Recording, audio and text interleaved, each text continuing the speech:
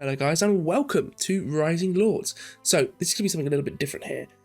Yesterday, the new campaign launched. So you have to complete the tutorial to do it. So I did the tutorial last night, and now we have access to chapter 1 and then chapter 2 of the new campaign. So this new campaign follows on from the tutorial, which was already in the game, about a young lord and his father. And well, I'm gonna have to spoil it because we're gonna go straight into it anyway. But the young lord's father dies in battle, and so this young lord, well, he wasn't the lord when his father died, but then he becomes the lord of, I think it's Tannheim or Tannum, however you pronounce it. From it's the place from, I believe, Kingdom Come Deliverance, that area. And I can't remember if Kingdom Come Deliverance is set in Bohemia or was it Bavaria, but somewhere like in the Central Europe, like in modern day Germany or Austria, that sort of area. So this campaign is, like I said, 2 chapters, and then they're going to add more. I don't know how long the chapters are. So this YouTube series on this campaign could last 1 episode, and it could be just me getting the chapter 1 done, and then second episode being chapter 2, or it could last 20 episodes. I don't know. I really don't know how big they are. But let's just go straight into it and find out what it's all about. The Amulet. A few months have passed since the Battle of Perlenbach. Edmund of Tannheim was buried in the old chapel above Tannheim. The following winter was long and full of hardship. The bandits who attacked Perlenbach did not bother Tannheim again, thank Solus. Slowly, with the arrival of spring, the people looked to the future with more hope. Tancred's mother has taken on the task of ruling Tannheim as countess. Tancred now often travels with Garm and Sir Egbert, 2 of his father's old companions, to secure the borders. Tannheim makes a peaceful impression when they return from one of their patrols. As they pass one of the huts, a strange symbol catches Tancred's eye. On a door hangs some kind of amulet, a star with many points.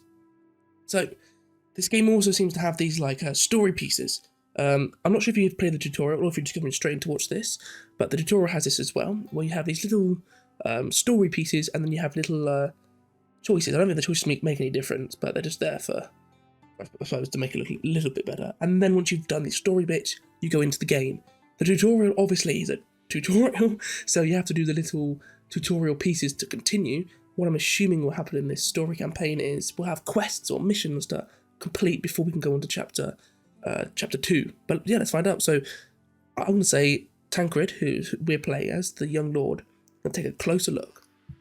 Tancred gets off his horse and knocks on the door. An old woman opens it. She looks at him kindly. "Sir Tancred, good to see you again."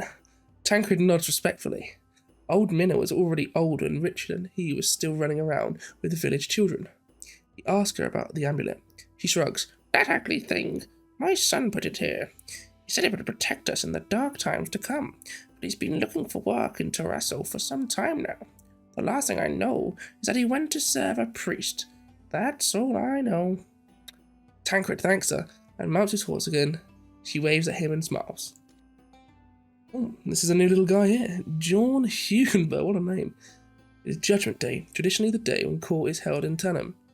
Sir Wilman meets Tancred and his companions in the castle courtyard. He has troubling news from Tancred's brother Richard.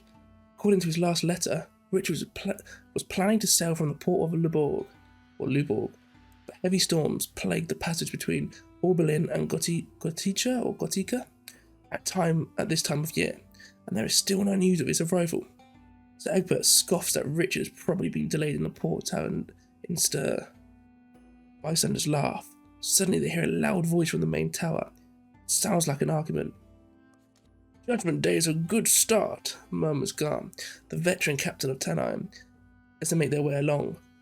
In the centre of the hall, standing broad-legged, is a young knight.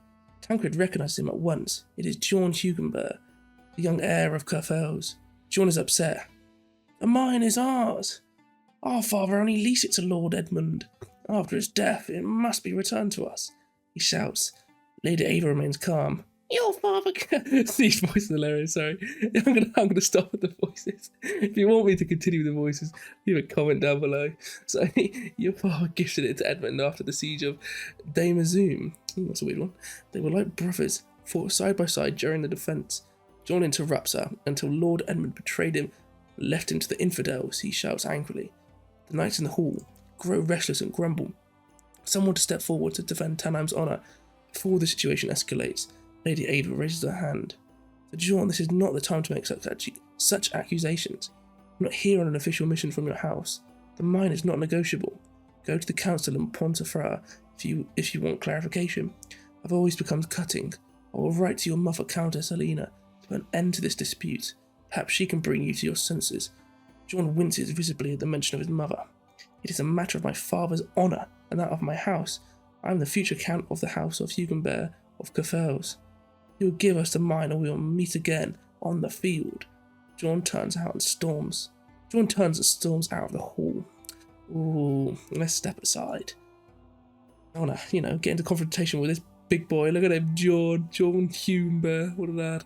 An angry murmur spread through the hall as John makes his way out and hurries toward the exit.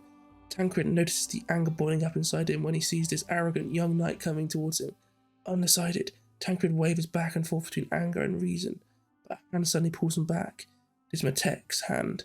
John storms out of the hall, followed by his knights. Matek pats Tancred on the shoulder in reassurance. The companions. Unrest and angry murmurs spread through the hall, but Garm, the battle-hardened captain of the foot soldiers, just laughs out loud. Don't worry, John Hugenberg. Oh, don't worry, John Hugenberg is a hothead. Countess Helena will surely put him in his place. Not the first time he's rashly plunged into trouble. A loud thump of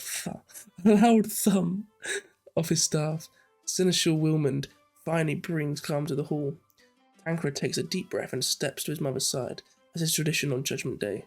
To his surprise, his father's old companions step forward. Master at Arms Matek, Tancred's uncle Sir Egbert, Old Garm, and Sir Damien Regis. Mistress Ava, we have come to seek your blessing, Sir Egbert says. We cannot live in shame that Lord Edmund's murder should go unavenged. We were not only his knights, but also his friends. His murderer must be found and brought to justice. Ava looks at him for a long moment. I understand you, she says at last, but who is to protect Tannheim? Tancred does not have enough experience yet. Ooh, what do we say to this?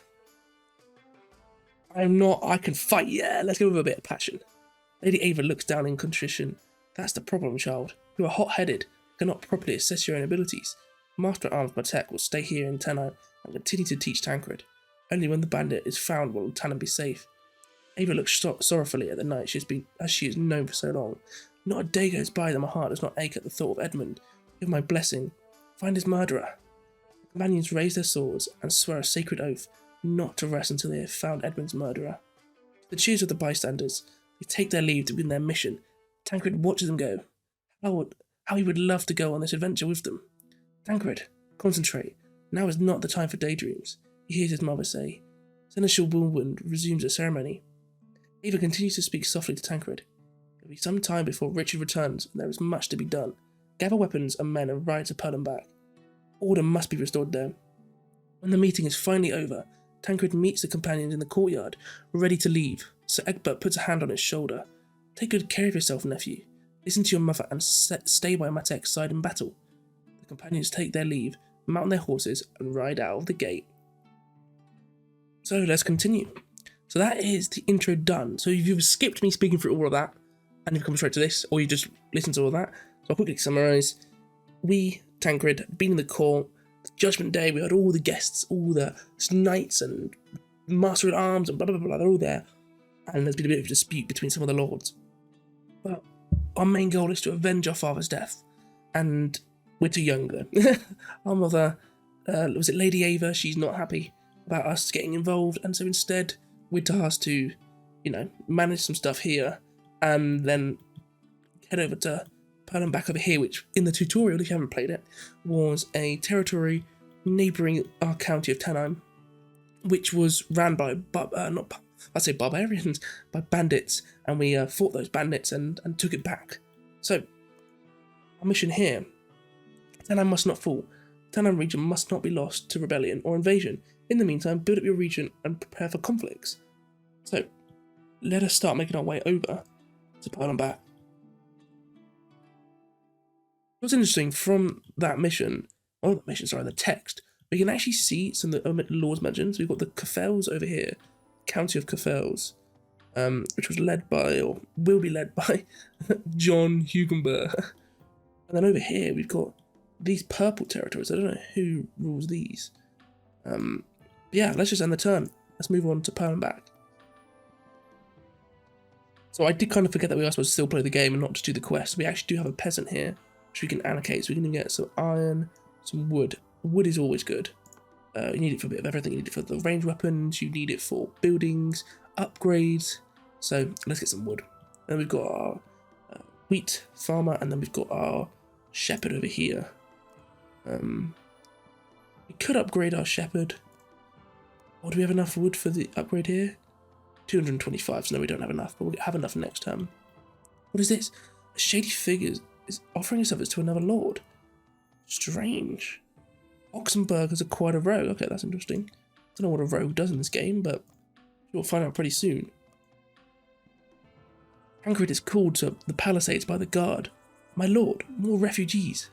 A long column of desperate-looking women and hungry children. As they reach the gate, a woman speaks to Tancred. We are from Tereso. A brutal bandit handles all the nobles there as soon as he gets hold of them. All men must join his troop. There is no one left to till the fields. Please have mercy on us. Tancred knows he cannot easily feed so many hungry mouths, but he has to make a choice. He has to give them food and some money. Well, no, we have no resources, so I think we give it to them. My reasoning is because they then might join us to get more people who can work for us. But even if we don't, I think it's just good to show a bit of support to the local populace. Exhausted, the people take their seats. Their escape is finally over. Ava, on the other hand, does not seem happy. So yeah, I was right, we do get more populations. That's more people who can work for us. And we get more happiness in Tenem. So, brilliant.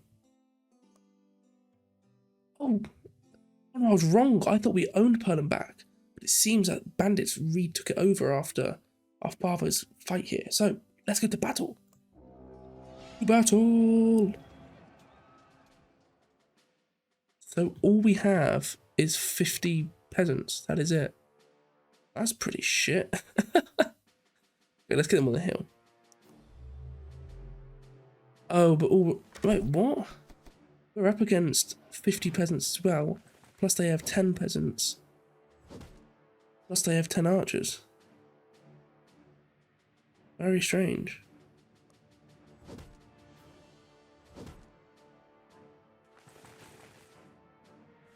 How are we supposed to kill these guys then? Surely our... I understand. Are we supposed to like equip more men? I think we need to retreat. I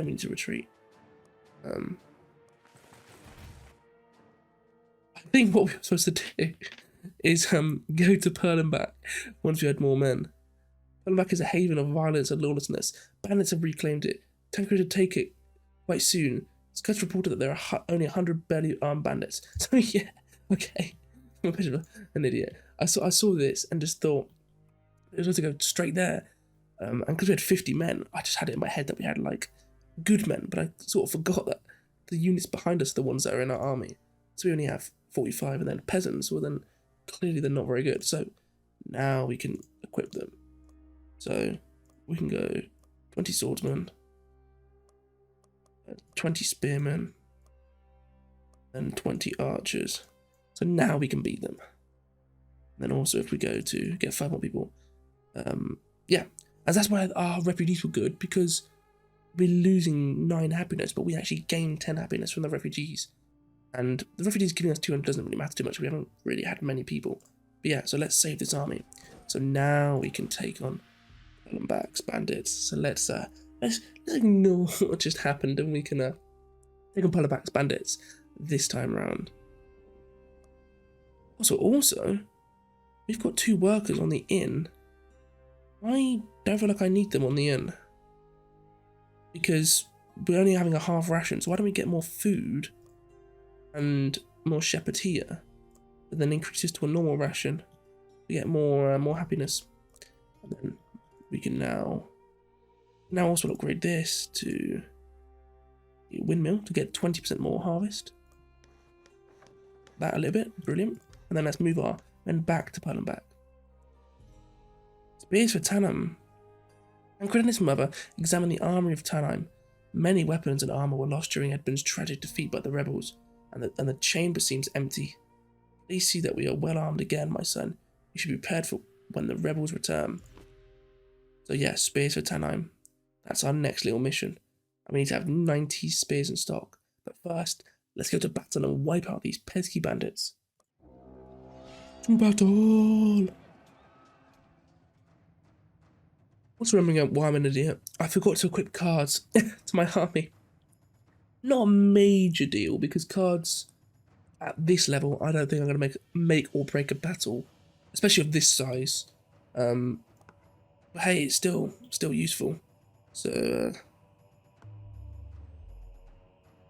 let's see. I'm gonna get my soldiers up here. They have more men this time. We do. Oh shit! They actually do have more men. Oh wow. I still think we can easily whoop them because these 70 units are pretty bad, but they have more men than I thought.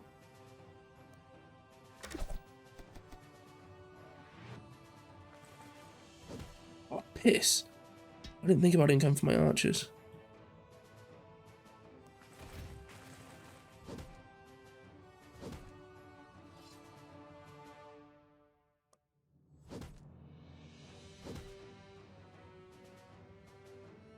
Oh, do I take out his...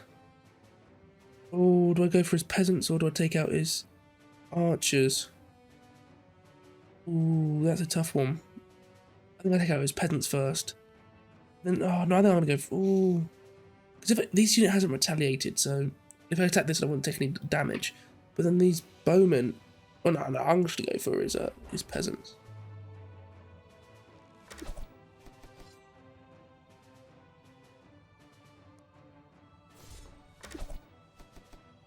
He actually had a shield on that unit.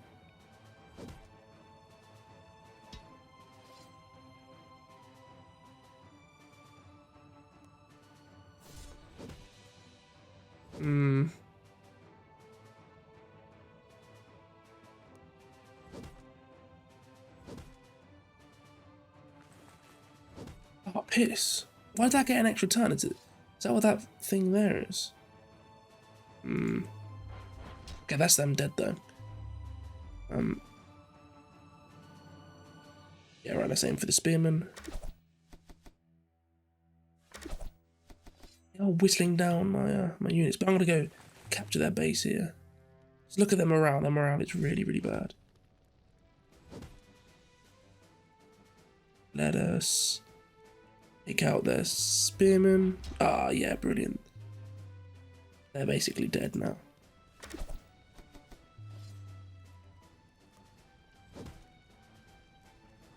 Our archers almost do as much damage melee as our peasants do. That's how bad the peasants are. But yeah, that's them gone now. They're absolutely smashed. Troops are fleeing the battlefield. Brilliant. Victory! Let's go. So that is the bandits at Perlenbach defeated, and that is the first part of this this chapter done. So the return to Perlenbach. The battle is over quickly. Relieved and proud, Tancred sheaths his sword. Tech has the place swept. Bandits had set up camp in the ruined castle and harassed the population. Perlenbach is no longer the happy village of old, with its laughing people and the fat, good-natured Baron Gunther. The occupiers had hoarded all the wheat in the castle's ruins, while the villagers went hungry. Sacks pile up in plain sight in the castle courtyard. The people look at Tancred. There is hunger and fear in their eyes. Tech looks at Tancred questioningly. What are we going to do with the wheat? Distribute the grain. Yeah, we need to. People rejoice and reach for the sacks. At last, their misery seems to have come to an end. This won't last long for the people, says Matek. We should rebuild Perlenbach and let the people work the fields again. So again, giving them the wheat has actually given us a little bit of happiness. And it's wheat that is... look here, if you know anything about Rising Lords, the regions don't share the same resources at the bottom. So this wheat isn't part of Tannheim's wheat source anyway, which is why I felt like it was just necessary to give it to them. So... we need to rebuild Perlenbach. We've got 4 people working on the quarry, but let's actually get 3 working on this field. And then we've got here 500 people who... oh, sorry. We've got, I'll say 500 people. That's how many buildings we've got spare, but we've got these buildings here which are which are damaged. Oh no, they're not. They were damaged, but they're so damaged you can't actually repair them. I thought we could maybe repair them. Never mind, we can't. What I'm going to do instead is, because we could mine stone, that is good. Look, I want to build up a massive food source here so we can grow this village really, really well. So what I'm actually going to do is try and untangle this wasteland. Let's look at our missions. We've got a future for Pearl and back, so we need to get happiness to over 45, which we're quite far away from. Normal ration we need to keep. We can lower half teeth though to a quarter teeth. In fact, we can have no teeth. No, we'll go for a quarter teeth to get double the happiness in a turn. Again, we'll build up food stores so we can actually up the rations. Then in our other mission is Spears for Tannheim. So we've got no blacksmith, so we actually need to build a smith, which we need stone and wood for. So, maybe I do get some quarry workers, because yes, we need more food, but now we've got 3 people working on the fields, especially with a mill here, which we need more wood and stone for. That we should be fine to feed our population for at least a little bit. But yeah, guys, I'm going to end that episode 1 of chapter 1 there now. Hopefully you've enjoyed it. Hopefully you'll stick around for episode 2 when we continue our journey in the Rising Lords campaign. Thanks a lot for watching. If you enjoyed the video, give it a like. If you're enjoying the Rising Lord content I've done on the channel so far, then please subscribe. And if you're interested in chatting with me, or giving me feedback, or keeping up with the community, then please join the Discord in the channel description. Thanks a lot, guys, and I'll see you in episode 2.